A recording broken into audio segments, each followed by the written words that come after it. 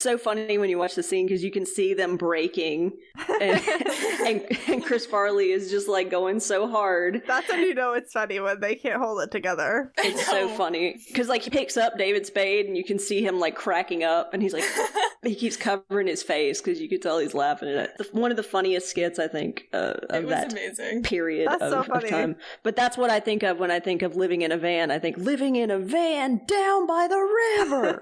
Like if you're gonna live in a van down by the river, it should be this van. Absolutely. It's like he is a it was a on consequence. his own, and it's so clean. I love how as soon as Andy steps out of a random house, they immediately know it's Andy because of his like robe and shit. Yeah. I mean, that's our guy. It matches the van. He just gives off this vibe. The next scene, Sam is looking through the Andy file again, and Dean is finishing off a very apparently unsatisfying burger, and he says one day he'd like to eat something that they didn't need to microwave at a mini-mart because this man just wants to cook. He wants to have a stable home life where he cooks dinner for himself and Sam every night. Also, someday microwaved burgers are just... Ugh. Especially when they come from like a fast food joint. Yeah. Homemade microwave burgers are much better. That doesn't sound safe. I mean, as long as it gets hot, you can eat it. I also just assume that by the fact that they were raised eating all this junk means that they've built up a tolerance for it. I'm sure they have. Like, if the average person ate that, they would not feel great, but like they've just been raised on it and like their bodies, so like, oh, okay, this is a normal fucking Tuesday. Gives off like Princess Bride vibes, like I built up an immunity to iocane powder. Sam is on team Andy is a killer, and Dean is very much not. They're arguing about it when Andy ducks in Sam's window and demands to know why they're following him. Sam starts with the lawyer thing, and Andy's like, tell the truth, which, oh my god, this hit me really hard because it really gets mirrored in a season 14 episode. In the season 14 finale, this gets mirrored. But Dean immediately starts just spilling everything, the whole truth, including the fact that Sam thinks Andy's a murderer, and Sam's afraid he's gonna become a murderer, and Dean hopes that Sam's wrong, but he's starting to get a little scared that Sam's right. And Andy says to leave him alone, but Sam is immune to Andy's powers, and he follows Andy out of the car. You know Andy's using his powers because his voice does that echo thing. Yeah. Sam tells Andy that they're the same, and Sam asks about Dr. Jennings, and Andy is very much adamant that he did not do anything to Dr. Jennings. And Sam has another premonition. This premonition is about a woman getting a call at a gas station and then dousing herself in gasoline and lighting herself on fire. I know this is very bad, but I love her hair. She does this about as safely as you could for another person, which I noticed, aside from the original plan of having Doc Jennings shoot the gun store owner, he then ends up stepping in front of a bus. It doesn't seem like anyone else gets hurt in that incident. This lady lights herself on fire at a gas station, surrounded by gasoline, and she doesn't get too close to her car or the gas pump, so she's the only thing that gets burned. Well, that's nice of her to not explode the gas station. I'm just noticing that there's a very singular, down to one person crimes. It's very but also, like, the person who is doing this is very creative. Yeah, and it's probably the people who are killing themselves don't want to cause any more damage than they have to. They keep saying that everything's okay to the people around them. Like, when people around them are reacting to what they're doing, they're like, it's gonna be okay, it's gonna be okay. Like, it's very contained. It's very,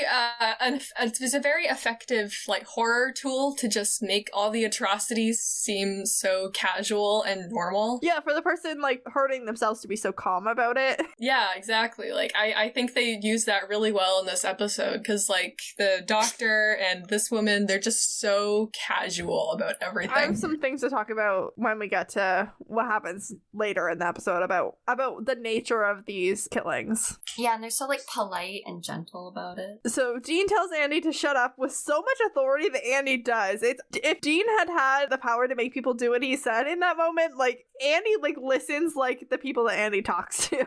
Okay, sir. And then a fire truck goes by. So Dean follows the fire truck and confirms that Sam's vision just happened. Like, Sam got it pretty much in real time, and that it can't have been Andy because Andy was with the two of them. So Andy and Sam have a more in-depth conversation about the powers and the special children thing, and Andy says that his powers were like winning the lottery, and Sam, who has no material possessions to speak of, says that Andy could have anything he wanted because Sam just wants so many things for himself. Aww. That he can't have. And Andy says he has everything he needs because he's a good person who doesn't abuse his powers. He is so wonderful. Did he ever get a new laptop? We don't know. I think he does eventually, but we haven't seen it yet. Ask Andy to get you a laptop. I mean, they had to drive all the way to frickin' Nebraska to see Ash to find out that Andy existed, so unclear. Sam is finally convinced that Andy's not a killer and takes some hope and comfort from that means he might also not be a killer. And the woman at the gas station was Holly Beckett, age 41, and he doesn't know her, but Dean already called Ash, and we didn't get to hear that conversation, probably because it was too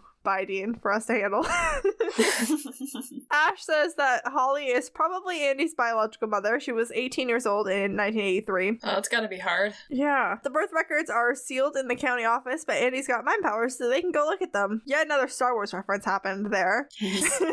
I think Andy says something like, "These are not the droids you're looking for," like very famous Star Wars reference. Like, you'd think if you're trying to be discreet about if you're controlling civilians' minds that you wouldn't, like, directly reference something like that. I feel like it doesn't matter. I feel like Andy just can do what he wants. You can just tell them to forget about it. Yeah.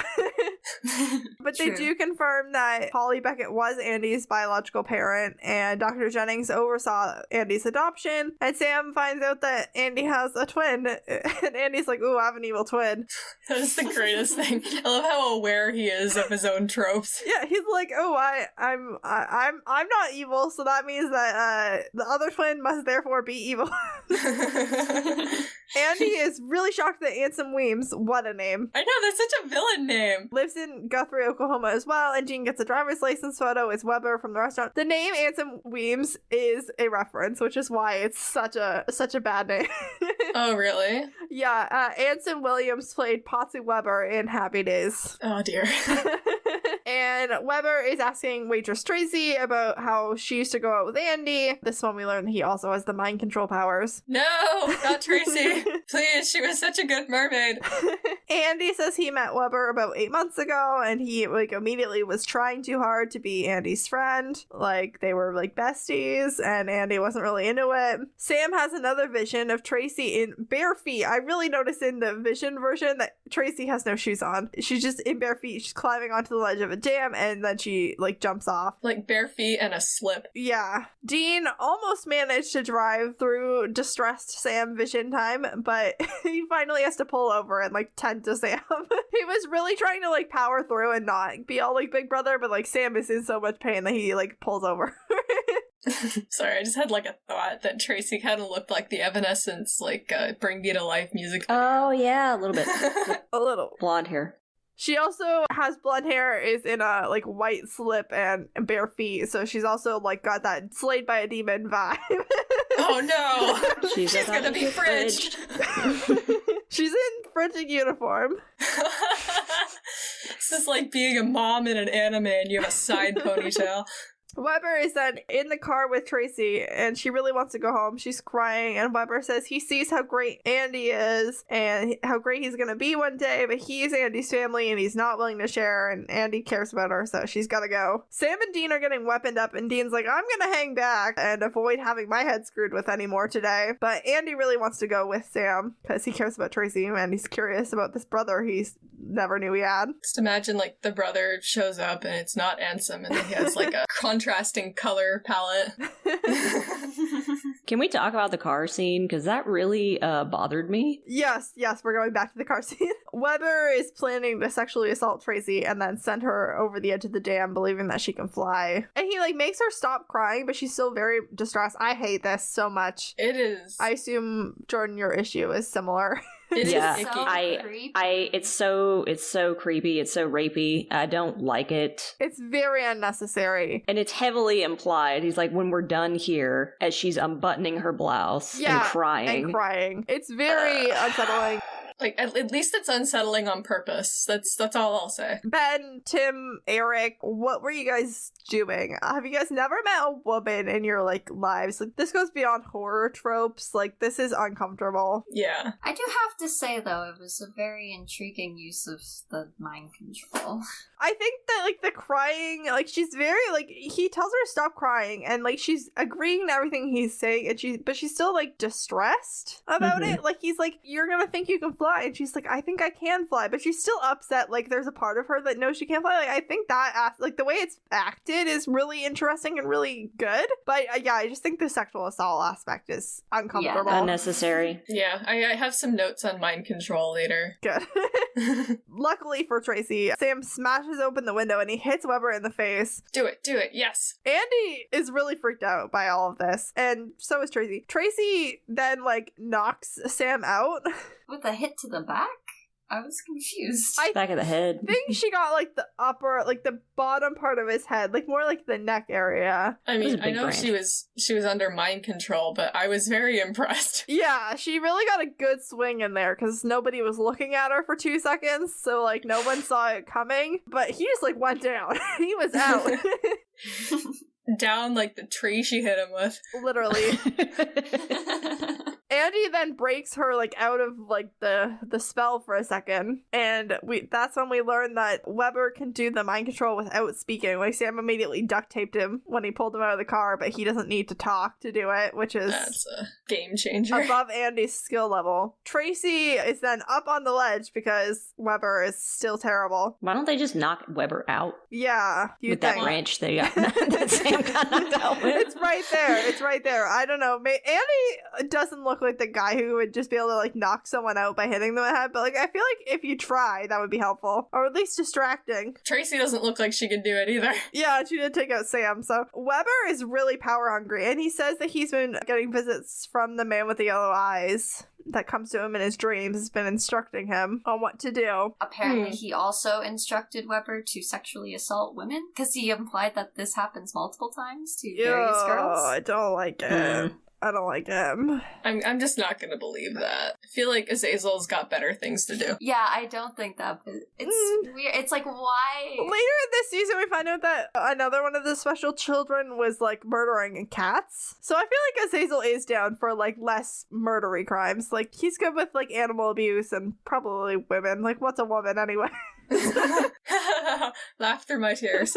But Weber says that he killed Holly Beckett and Dr. Jennings for splitting the two of them up when they were kids. Really just off the rails crazy about it. Dean was trying to go around for, like, a long range sniper type shot, but Weber makes him put the gun to his own chin. And it's one thing to kill, like, a bunch of people, and this is kind of what I want to come back to earlier. The way that Weber specifically kills people, aside from, like, the gas station one, and I guess, like, in the original plan to kill the gun store owner, all these people die in, like, very common methods of suicide. Tracy's gonna jump off a dam, and Dean's gonna shoot himself in the, like, with a shotgun, and the doctor like walk in front of a bus, and I guess even, like, the gas station light itself on fire. I've seen that on TV a few times as a method of suicide, and I don't know, something about it is icky that they're all like it's not, I don't know, it's, like, self-inflicted, I guess. Yeah. I don't know. Yeah. For me, part of it is that no one will ever know that they were murdered. Yeah, that's part of it too. And also I think, like,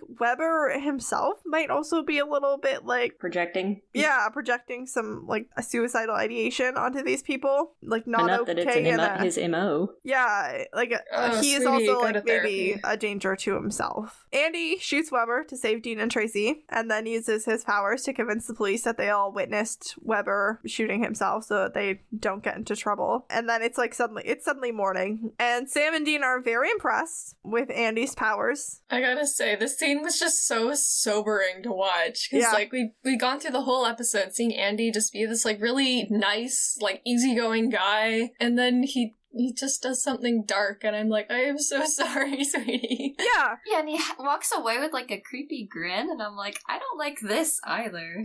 Yeah, I don't feel good about that. Because also, like, Andy really wanted the opportunity to know his brother. Like, when he learned that he had a brother, and then when he, like, is confronting Weber, he's like, a normal person says, hi, I'm your brother, and, like, they talk and they get to know each other. Like, he really wanted that opportunity. But no, you had to be a creep. Yeah, it's rough to watch him then, like, kill Weber. It's like when he kills Weber, he's also killing, like, that potential relationship that he could have had.